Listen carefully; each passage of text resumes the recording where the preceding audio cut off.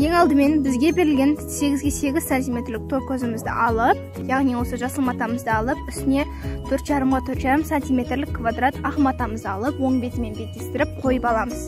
Мінекей тура солай етіп қойып алған соң, үстінен диагоналынан бөлетін тура осындай сызықтар сызып аламыз. Өздеріңіз білетіндей, бұл бізге тігуге керекті сызықтар болып табылады. Ал енді сол сызықтың жанына 0,5 немесе одан да кішкене орын қалдырып, тігіс түсіріп шығамыз.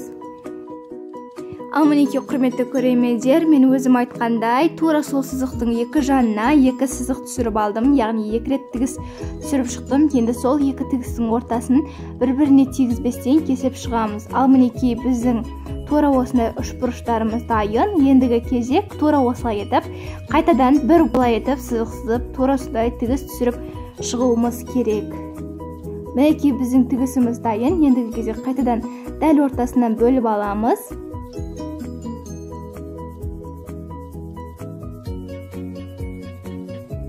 Ал мінекей құрметті көрермендер, біздің құрағымыз, бізге керекті құрағымыз осымен дайын. Қалғандарында тура солай етіп тіге беретін боламыз. Ал мінекей құрметті көрермендер, бізге керекті деген құрақтарымыз дайын. Ендігі кезек бізде тура осындай мата болады. Бізді алып, тура осылай диагоналынан бөлетін сызықтар сызып, 4 бөлікке бөліп алуымыз керек.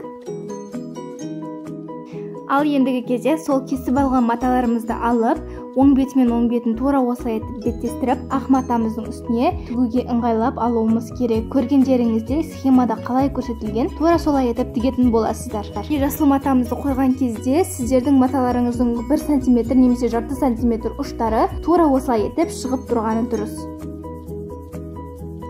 Ал мінекей мен өзім айтқандай тура осылай етіп қондырып алдым. Ендігі кезек артық шеттерін кесіп алып тастаймын. Міне сіздерге көрініп тұрған болса, ендігі кезек өзімізге керекті құрақтың пішінін құрап бастайық. Ал енді жанына қойылатын бұрыштарды дайындауымыз керек. Ол үшін біз тура осындай өлшемдегі матаны алып, диагоналынан бөлетін сызықтар сызып аламыз да, тура осылай етіп матаны 4 бөлікке бөліп алуымыз керек. Ал енді қалған бұрыштар дайын болса, енді тура осылай етіп құрастырып бастайық.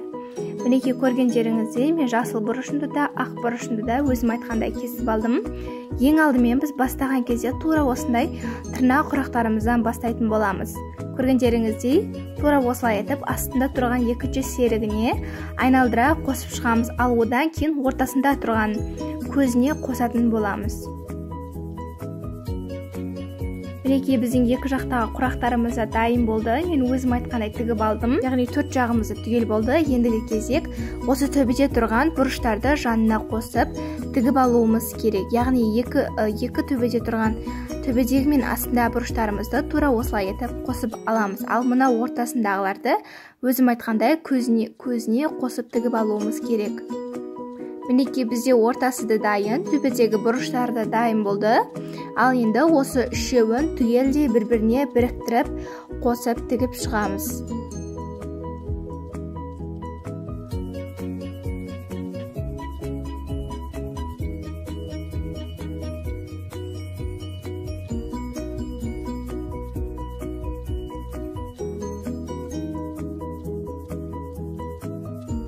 Ал ендігі кезек астында тұрған табандарын тура осылай етіп, қайтадан қосып тігіп шығатын боламыз.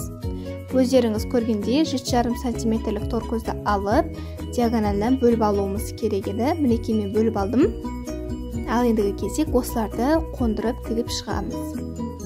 Ал мінекей құрметті көрермендер, біздің құрағымыз осымен дайын. Сабақ сіздерге ұнаған болса, лайк басып, подписка жасап, комментарий қалдыруды ұмытпаңыз. Сіздердің ойларыңыз маған маңызды.